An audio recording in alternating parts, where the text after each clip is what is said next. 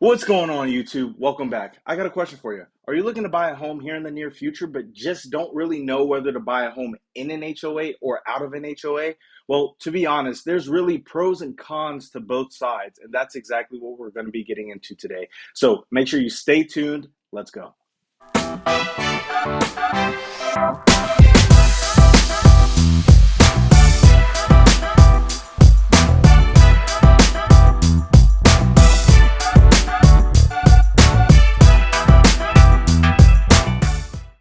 All right, welcome back. So, before we get into HOAs, I got something for you. So, I have a free list of the top 10 homebuyer programs here in 2022 that we're using to help our clients each and every day get through and successfully become a homeowner, right? And so, what I have done is I put a list together of those programs and actually put a link in the description area so that you can access it for yourself. It's the list of the top 10 homebuyer programs that we're using here in 2022 to actually make home ownership possible. So go ahead, click the link and download it. Also, guys, please subscribe. All right, on to HOAs. What is an HOA? HOA actually stands for Home Owners Association, right? It's basically a board or a group of people that take care of a community, right? So let's say you live in a neighborhood or a subdivision and you have amenities like swimming pool, you have a park, you have walking trails, you have a grand entrance, right? So basically, the HOA board will figure out how to maintain that pool, how to keep the parks and the trails up to good standing, right? And also how to maintain that grand entrance in the area, the landscaping, the yard cutting, things like that. So they're really trying to figure out how to allocate those funds and figure out what would be the best way to move forward for the particular community at hand, right? So that's what an HOA is. It's a group of people that really has the best interest of that particular community. Now, you might wonder what homes are actually involved in an HOA. Is there a difference between a home in an HOA or out of an HOA? And the only difference is that the homes within an HOA are members, or they have that board or that group of people or that committee that's going to, vouch for that community and also upkeep the community and also just have that community's best interest at heart, right? That's the whole thing. That's the whole point of an HOA, to really figure out how to keep the best interest of that community at heart. Now, here in 2022, what I've noticed is probably 85-90% of homes in an HOA are newer homes. That's going to be the homes that you see in HOAs, right? Not saying that older homes aren't, but they're less likely to be in an HOA, right? So if you're out and you're just like, hey, I want a new home, it's 90% probably going to be in an HOA, right? Rather than if you're looking at a pre-existing home, you might find some pre-existing homes that aren't in HOAs just because there were less of them back then, right?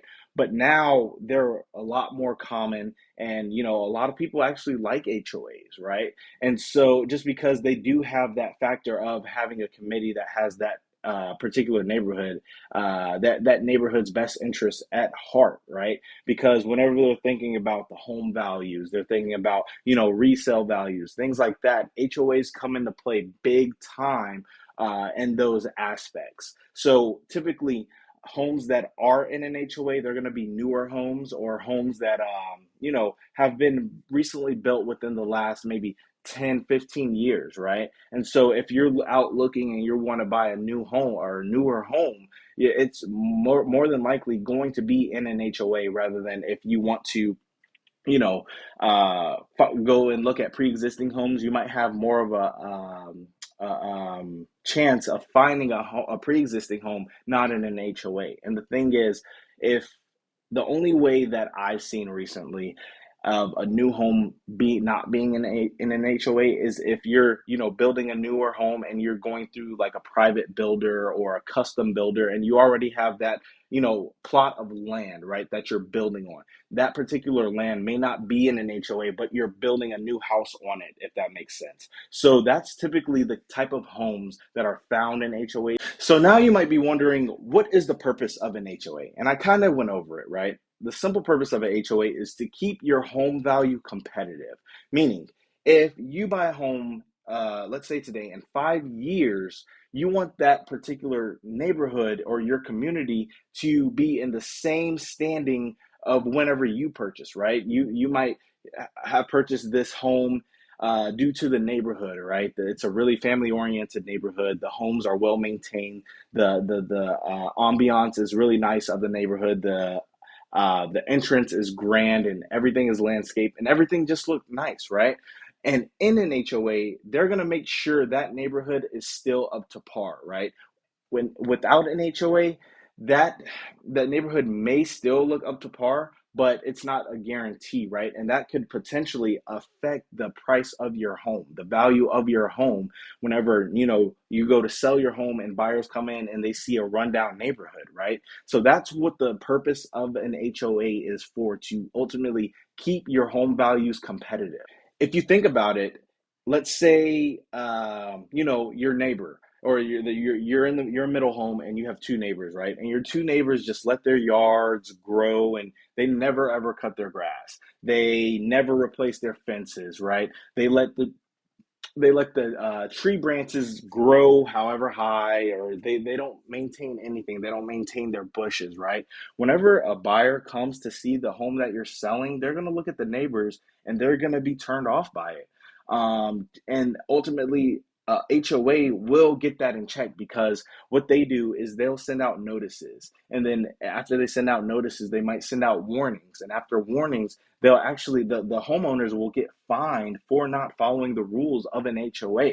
And so that's why the rules are enforced for you, actually, the homeowner, to make sure that your value is competitive with the market rate. Now, here's the thing: why people don't really like HOAs, or from what I hear, and I can definitely understand. The thing is, you have rules, and let's say you want to put a shed in the backyard, or you want to build something in your backyard. You have to seek approval first. There are rules, because there might be a clause in there that says if you build a building behind your home, whether it be a shed, whether it be a pergola, or whatever the case may be, it may have to be a certain color or made of a certain material for you to get approval to build it in your backyard. But ultimately, it's for, the homeowners of that neighborhood to make sure the values stay up and competitive, right? Because if somebody builds a broke down shed with, dry rotted wood and things like that, it's going to make the neighborhood look terrible, right? And so that's the aspect that people don't like, having to ask permission, or not being able to do certain things that they would like to do in their home or at their house. And I understand, I definitely understand, and I see both sides to it, right? And so that's why you do have the option to purchase a home in an HOA and out of an HOA. Now let's talk about fees, HOA fees. Typically, the HOA fees really depend on what the neighborhood has and what it has to offer and the amenities, right? Let's say your neighborhood has a swimming pool, a basketball court, a trail, right? Volleyball court. They have everything, right? Everything you could ask for. Typically, the HOA fee is going to be probably a little bit higher than if, the neighborhood only had a swimming pool, right? So it's based all off of what the neighborhood has to offer and all of the amenities, right? Let's say you have a grand entrance, or a grand entrance, right? You have to maintain that entrance and make sure everything is landscaped, the grass is cut. You have to make sure the pool is sanitized and the chlorine is good. The chlorine levels are good. You have to make sure, everything, it's not trashed, right? You have to there's services that the HOA pays for to make sure the community looks good. So the thing is, when you think about HOAs, you really have to sit down and think about your particular situation and where you want to buy your home, what your goals of your home are for, right? And really think about, hey, is a HOA really going to benefit us, or is it really going to hurt us when buying a home? Because if you're one, and let's say you want to buy a home and you're not looking to live there, any more than 5 to 7 years, why not buy it in an HOA, right? Because ultimately you're going to be looking to resell that home, and an HOA is going to ensure that your property values are competitive for market values, right? Rather than if you buy one in without an HOA, you run that risk of not getting your investment back or your property value declining, right?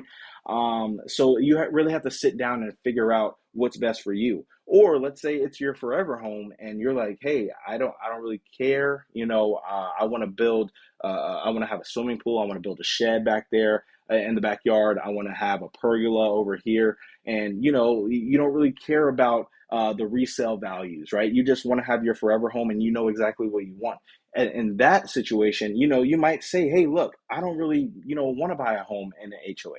And I understand that, right? I totally understand both sides. So you really have to sit down and figure out what's best for your particular situation.